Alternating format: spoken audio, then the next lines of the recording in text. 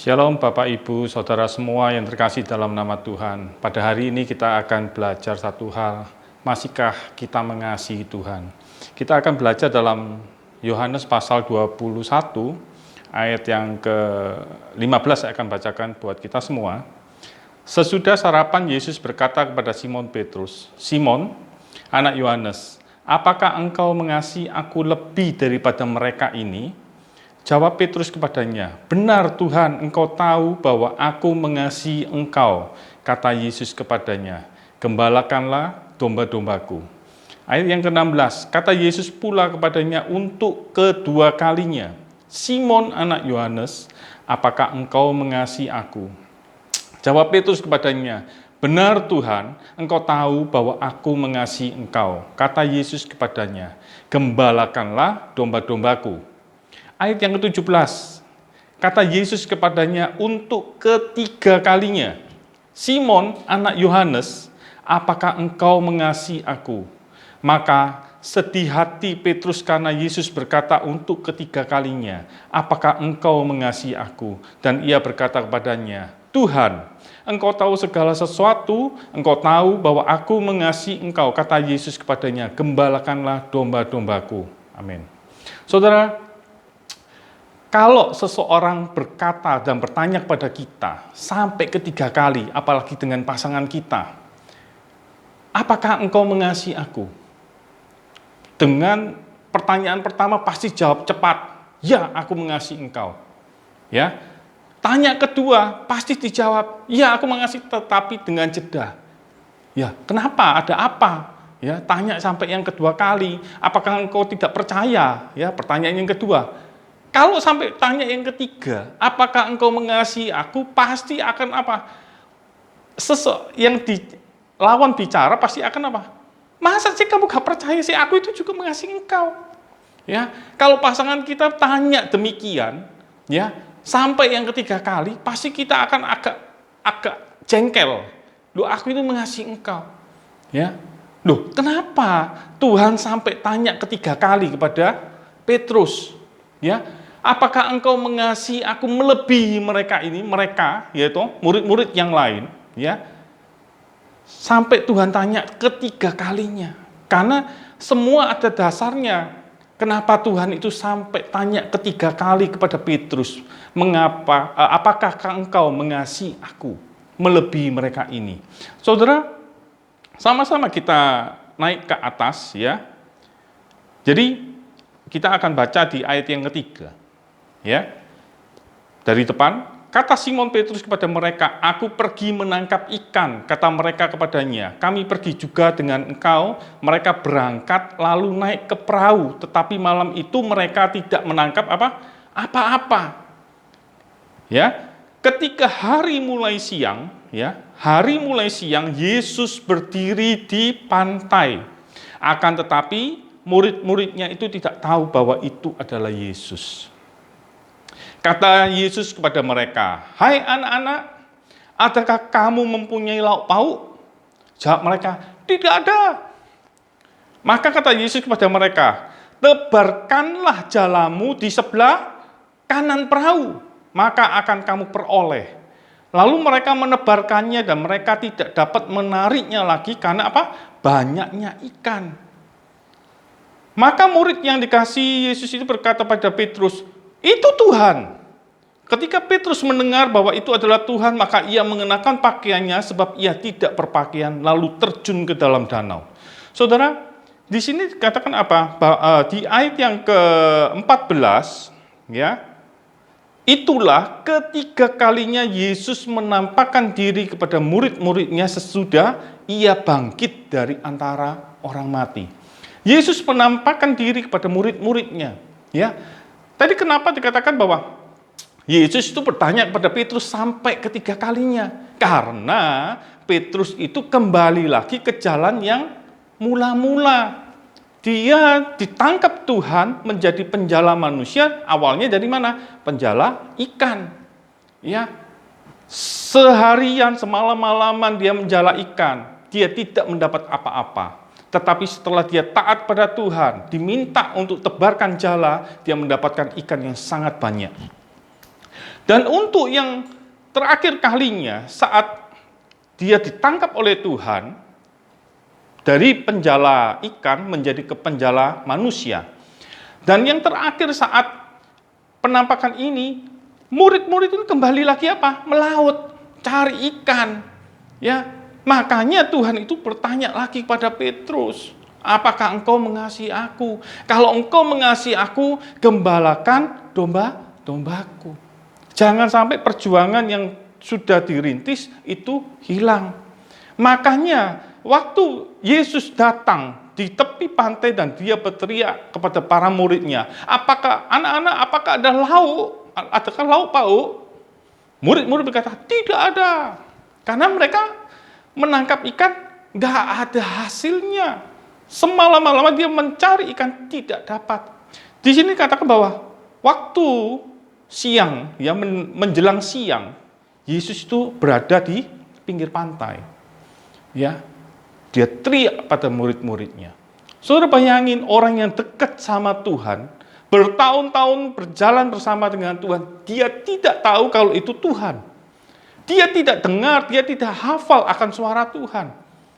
Ya, sampai Tuhan memberikan mujizatnya, ya, kembali seperti semula, dia menangkap banyak ikan, bahkan di situ dikatakan 153 ikan yang besar dia tangkap.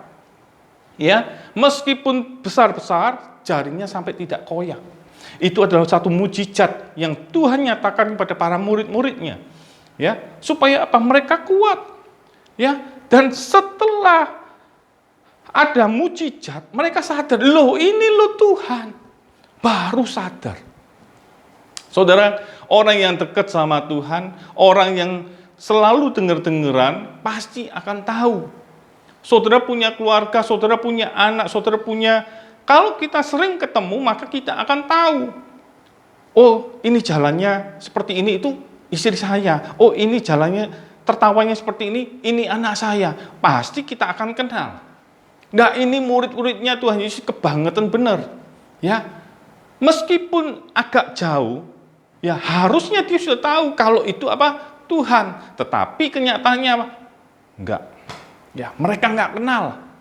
Ya, sampai mujizat itu terjadi, mereka akan tercelik. Oh ya, itu Tuhan. Baru dia menghampiri. Saudara, Tuhan kepingin apa? Petrus, kalau engkau mengasihi aku, gembalakan domba-dombaku. Ya, jangan lepas, jangan kita keluar kembali ke dunia kita yang semula. Ya, Tuhan inginkan kita untuk bisa mengembalakan domba. Saat ini bagaimana? Untuk mengembalakan domba-domba, itu tugasnya pendeta.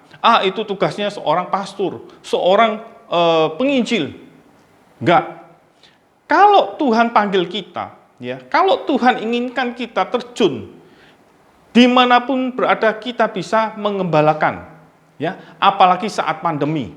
Ya, di saat-saat pandemi ini semua berubah, gaya hidup kita berubah, cara hidup kita berubah, semuanya berubah. Ya, orang yang dulunya keluar rumah dengan santainya, sekarang nggak boleh. Semua pakai masker, semua bawa hand sanitizer, ya, semua pakai face shield. Semua peralatan dibawa.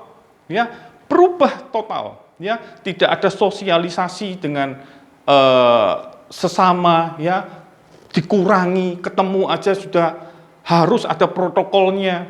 Saudara bayangin dengan saat-saat seperti saat ini, ya, saat-saat yang dimana orang ketakutan, mengalami ketakutan begitu luar biasa. Saat-saat ini Tuhan katakan apa?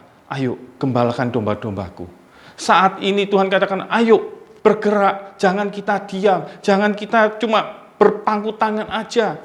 Ayo sama-sama kita mulai cari teman-teman kita, kuatkan mereka. Ya, di saat pandemi ini banyak orang yang mengalami apa? Ketakutan, banyak mengalami apa? Depresi. Ya, di saat-saat ini mereka mengalami apa? Penjualannya merosot, mengalami apa? PHK. Ya, tetapi ingat saudara, di saat-saat pandemi ini kuasa Tuhan begitu luar biasa dinyatakan. Ya, beberapa waktu yang lalu saya mendengar, itu banyak sharing, banyak kekuatan yang saya terima. Orang-orang yang di PHK, ya, menerima PHK mestinya dia sedih, tapi dia katakan, ini jalan Tuhan. Ya, saat dia di PHK otomatis apa? Pendapatan tidak ada. Ya, pengeluaran so pasti. Tetapi apa yang dia lakukan? Dia mendengarkan suara Tuhan, dia melakukan apa?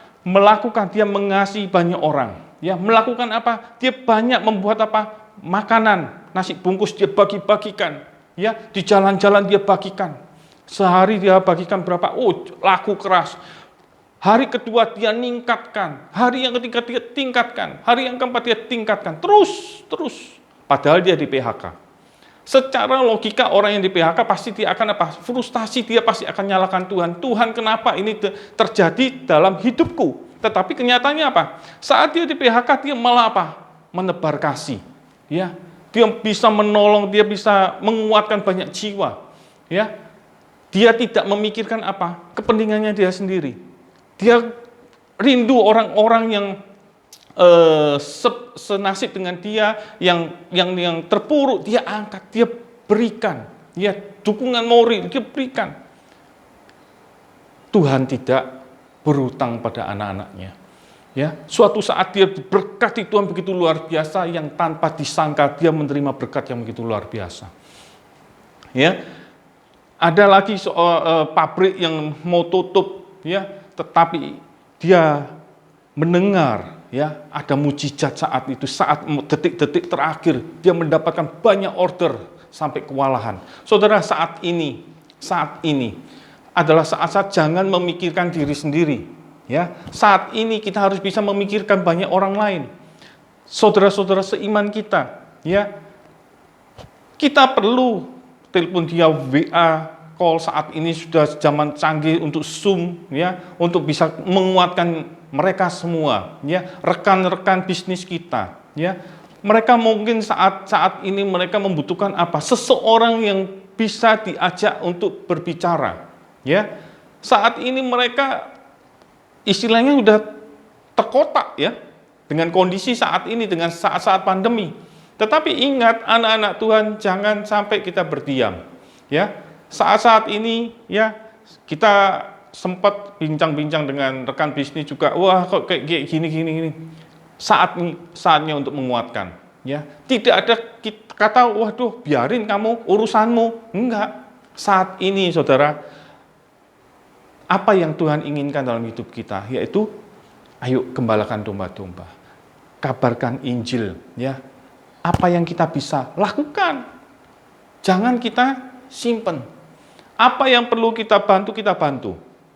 Ya, apa yang kita bisa lakukan. Ingat, saat-saat seperti ini adalah saat satu momen yang sangat pas, ya. Buat orang yang saat-saat pandemi ini kan tidak ada ibadah, ya. Ibadah hanya online, ya. Banyak orang yang hubungannya jauh sama Tuhan, ya. Orang yang dulunya pelayanan saat ini sudah mulai berkurang pelayanannya. Dulunya WL, dulunya pemain musik, sekarang non-job semua. Mereka mengalami apa? Kerohanian yang kalau mereka tidak ada hubungan dengan Tuhan, maka kerohaniannya akan turun. Nah, saat-saat inilah, ayo sama-sama kita mulai apa? Tergerak untuk menggali, untuk mendekatkan diri, ya, dengan rekan-rekan kita, untuk mengajak mereka untuk lebih lagi aktif lagi dengan Tuhan, bergaul karib dengan Tuhan, ya. Jangan kita biarkan. Karena saat-saat seperti ini, memang ada dua momen. Pertama, kalau kita dekat sama Tuhan, kita haus senantiasa, kepingin apa? Kepingin ketemu sama Tuhan. Entah kita lewat online atau lewat kita saat teduh kita. Orang-orang yang udah hubungan sama Tuhan jauh, pasti akan, biasalah aku deket, enggak, sama aja. Ya. Nah, orang-orang yang sudah seperti ini, inilah yang perlu kita deketin. Inilah yang perlu kita doakan. Banyak orang yang mau bunuh diri dengan saat-saat pandemi. Banyak orang-orang yang putus asa. Udah aku nggak usah ikut Tuhan lah, percuma. Ya, aku nggak ibadah sama kok. Ya, ibadah biasa dengan yang online pun sama, nggak ada bedanya. Tidak ada kehausan dalam dirinya untuk Untuk dekat sama Tuhan. Saudara, saat-saat ini saat-saat yang tepat untuk kita bisa ajak mereka untuk lebih dekat lagi. Ya, saat-saat inilah kita bisa menunggu, kita bisa melihat bahwa Tuhan itu begitu luar biasa bekerja dalam hidup kita. Ya, saat-saat inilah momen-momen yang penting buat kita. Apakah mujizat itu masih terjadi atau enggak? Ya, dalam hidup kita. Nah, saat inilah yang perlu kita nantikan. Ya, jangan kita seperti 5 gadis yang bodoh. Udah, biarin dah, habis ya udah habis. Tetapi gadis yang 5 yang bijaksana, dia selalu menyiapkan minyaknya. Ya, kapan kalau Tuhan datang dia siap. Nah, saat ini pun sama. Dengan saat-saat pandemi semuanya berubah total. Ini belum waktunya akhir zaman. Ini masih tanda tanya. Ini sudah pengaruhnya begitu luar biasa. Dampak buat orang berusaha begitu luar biasa. Dampak buat orang-orang yang beribadah begitu luar biasanya pula. Ya, saat-saat seperti inilah, ini ada suatu perubahan yang sangat-sangat drastis yang tanpa disangka-sangka. Dalam waktu yang secepat ini semua harus berubah.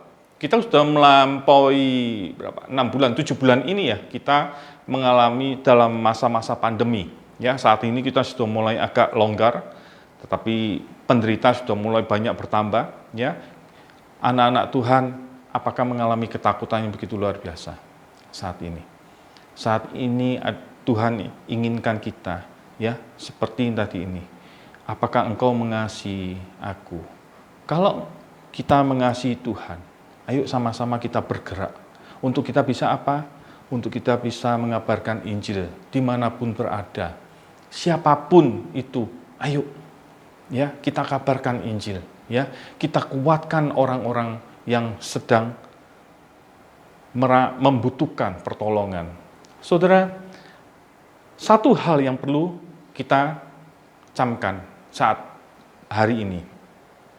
Kenapa kita bisa sampai biarin dah, ya, udahlah nanti ajalah, ya, kita merasakan menjauh dari hadirat Tuhan. Karena kita tidak mengalami perjumpaan dengan Tuhan. Kita merasakan hal yang biasa.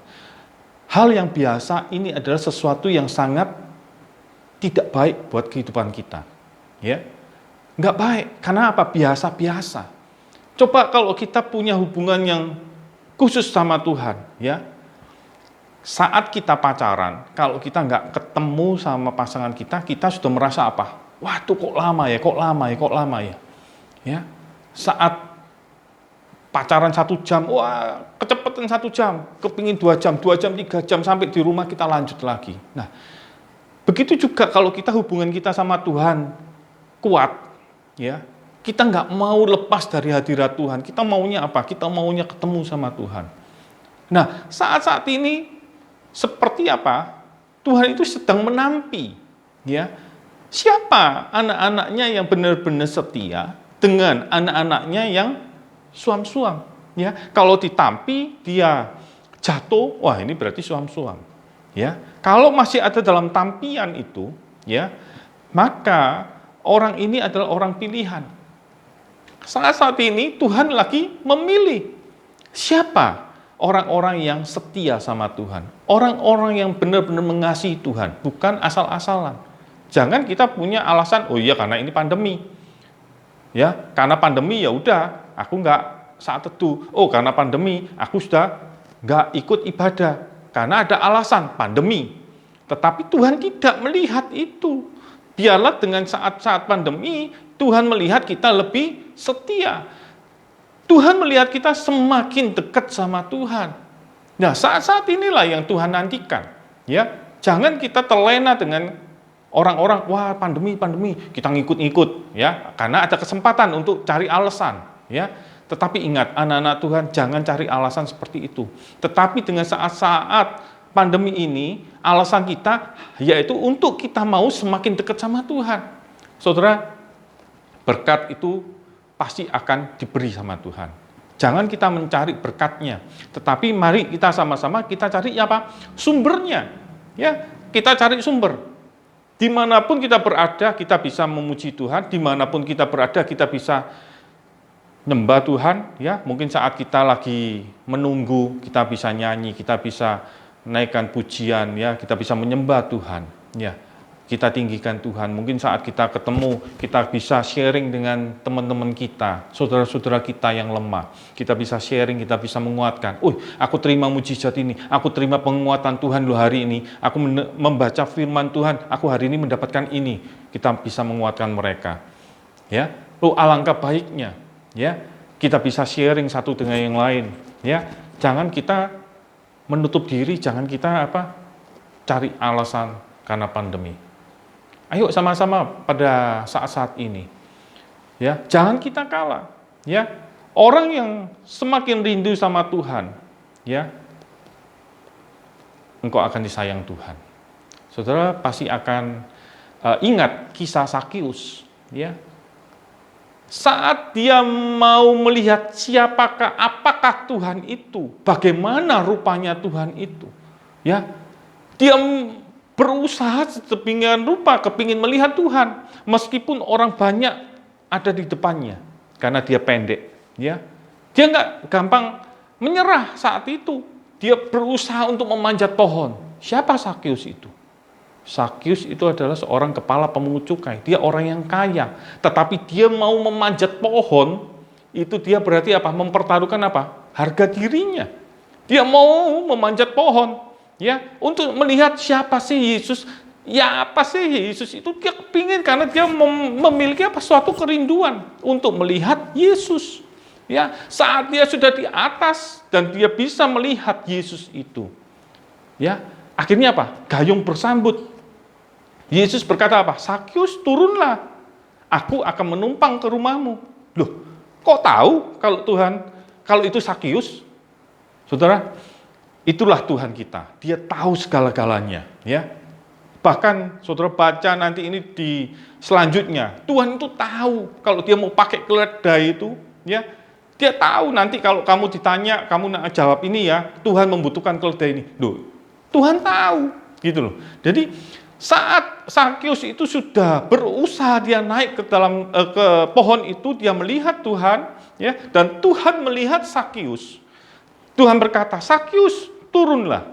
Hari ini aku akan menumpang ke rumahmu. Ya, seperti gayung itu bersambut. Sakius sukacitanya. Ya, meskipun orang yang melihat sekelilingnya melihat, loh Tuhan, kenapa dia mau menginap di rumah orang yang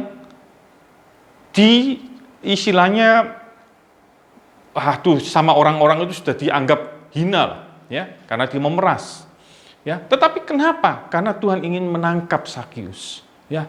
Sakius saat Tuhan mau hadir dalam rumahnya, Sakius berkata setengah dari hartaku aku akan berikan pada orang miskin, dan orang yang sudah aku rugikan akan aku kembalikan 4 kalinya. Inilah hasil dari Hasil dari perjumpaan dengan Yesus. Dia mau berkorban dia mau memberikan sedekah untuk orang-orang miskin. Ya, saudara, saat ini apakah kita sudah mengalami perjumpaan dengan Tuhan? Itu pertanyaannya.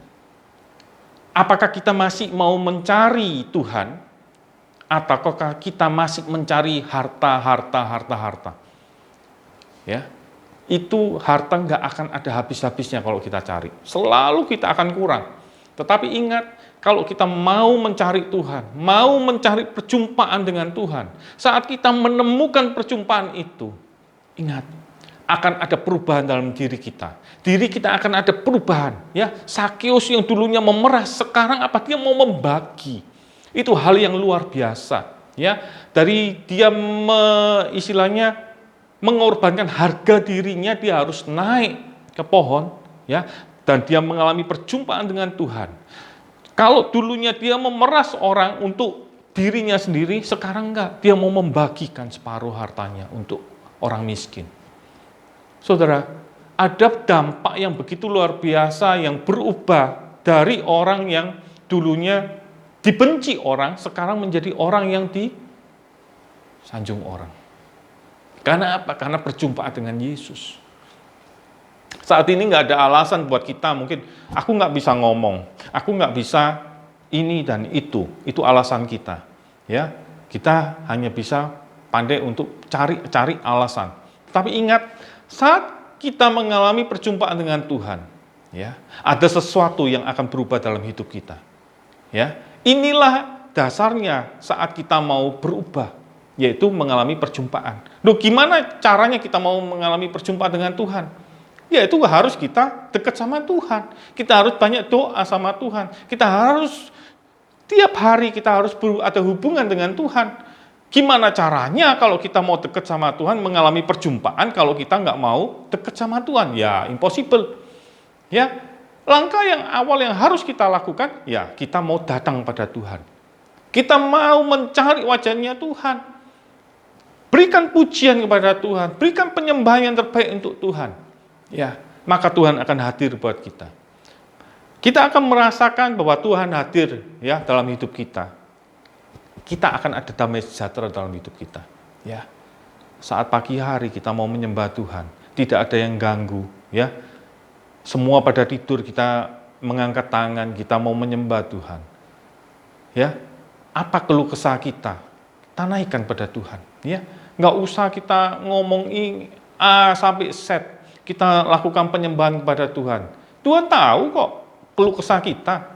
Ya, saat kita mempunyai beban yang berat, saat kita datang pada Tuhan, mencari wajah Tuhan terlebih dahulu, Tuhan akan mengangkatnya. Ya, beban itu Tuhan akan angkat. Saat kita selesai untuk kita menyembah Tuhan, akan plong dalam hidup kita. Ya, akan ada rasanya kok enteng banget. Ya, loh, kenapa demikian? Karena saya ngalami. Ya, hal-hal yang demikian saya pun ngalami. Saya bisa ngomong. Ya, saat saya punya beban yang sangat berat, saya tanya sama Tuhan, Tuhan, gimana Tuhan? Aku angkat tangan Tuhan. Ya, aku menyerah. Ya, saya serahkan pada Engkau. Tuhan yang bertindak. Saya ngalami hal yang demikian. Ya, cari wajah Tuhan, cari hubungan kita lebih dekat lagi sama Tuhan. Ayo sama-sama. Ya, saat pandemi demikian, ayo sama-sama kita untuk semakin dekat sama Tuhan. Ya, bertindaklah seperti Sakius yang kepingin mencari wajahnya Tuhan. Ya, ayo sama-sama, berlomba-lomba kita. Ya, tiap hari ayo sama-sama luangkan waktu kita. Ya, jangan kita gunakan untuk hal-hal yang sesuatu yang tidak bermanfaat. Tetapi saat-saat pandemi, biarlah kita semakin intim sama Tuhan. Biarlah saat-saat pandemi ini kita akan semakin erat dengan Tuhan. Ya, biarlah kita ini sebagai apa? Terang, sebagai lampunya Tuhan. Ya, ayo sama-sama kita belajar. Ya, biarlah pada hari ini kita dikuatkan. Ya, semua dikuatkan. Ya, saya pun dikuatkan dengan firman yang saya siapkan ini. Ya, Tuhan terima kasih. Ya, saya katakan thank you. Ya, karena apa? Karena ini ada satu kekuatan. Saya nggak mau seperti para murid-murid Tuhan yang dulunya nelayan, kembali lagi ke nelayan, padahal sudah mengikut Tuhan. Saudara, jangan kita hanya untuk mencari apa? Oh, saat pandemi, sudah. Ya, kita nyerah.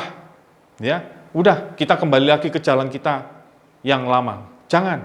Ayo sama-sama dengan saat-saat pandemi, ayo sama-sama. Ya, gembalakan domba-domba kita. Ya, ayo arahkan, kasih makan, ya pelihara, ya arahkan ke mana? Ke rumput yang hijau.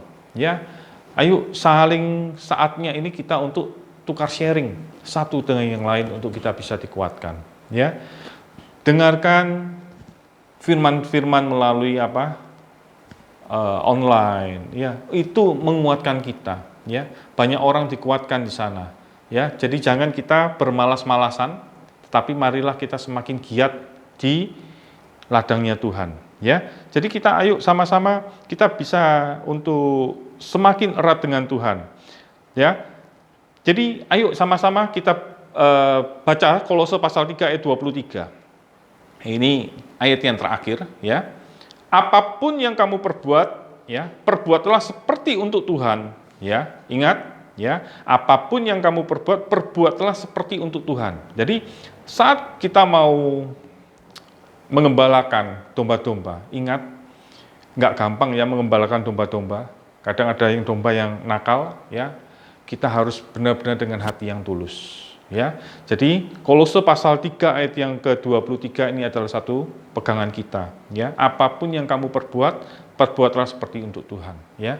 Karena saat kita mengembalakan, ada saatnya kita akan menerima apa? Bukan menerima sesuatu yang baik, menerima sesuatu yang tidak baik loh, itu akan. Ya, akan. Kita pun harus siap, ya. Karena saat kita memberikan yang baik, belum tentu bisa diterima baik oleh orang lain. Terkadang mereka malah memberikan sesuatu yang nggak baik buat kita, ya. Ingat, ayo sama-sama. Yang penting kita kuat terlebih dahulu dengan Tuhan. Cari wajahnya Tuhan, ya. Tuhan sendiri akan menguatkan kita. Amin. Ya. Biarlah renungan kita pada hari ini, ya, bisa menguatkan kita. Ya, seperti pujian, ku mau cinta Yesus selamanya, ya. Meskipun badai silih berganti, tetap ku mau cinta Yesus, ya. Saat ini meskipun badai sana sini menerpa kita, ya, biarlah kita masih tetap cinta Tuhan, ya. Meskipun sana sini susah, tetapi anak-anak Tuhan jangan melihatkan susahnya, tetapi ingat Tuhan adalah sumber berkat buat kita. Tuhan yang akan memberkati kita. Amin. Mari kita sama-sama kita berdoa. Terima kasih Tuhan, pada hari ini kami bersyukur Tuhan.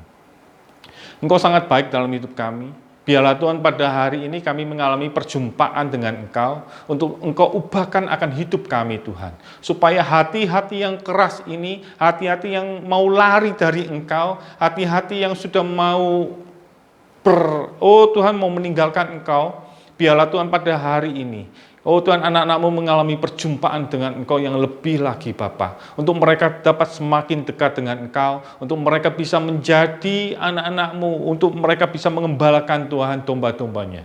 Tuhan, kami percaya Tuhan, kekuatan yang dari surga menguatkan kami Tuhan, memberikan kami kekuatan, dan kami percaya Tuhan bersama dengan Engkau, maka semuanya pasti akan kami bisa atasinya. Biarlah Tuhan, saat-saat pandemi ini bukan buat alasan buat kami untuk menyerah, tetapi biarlah saat-saat pandemi ini akan memberikan kami, Tuhan, semakin dekat dengan Engkau, untuk kami bisa memperoleh kekuatan yang dari surga. Terima kasih Tuhan, berkati anak-anak-Mu yang mendengarkan Tuhan renungan pada hari ini. Di dalam nama Yesus kami berdoa mengucap syukur, haleluya. Amin. God bless you.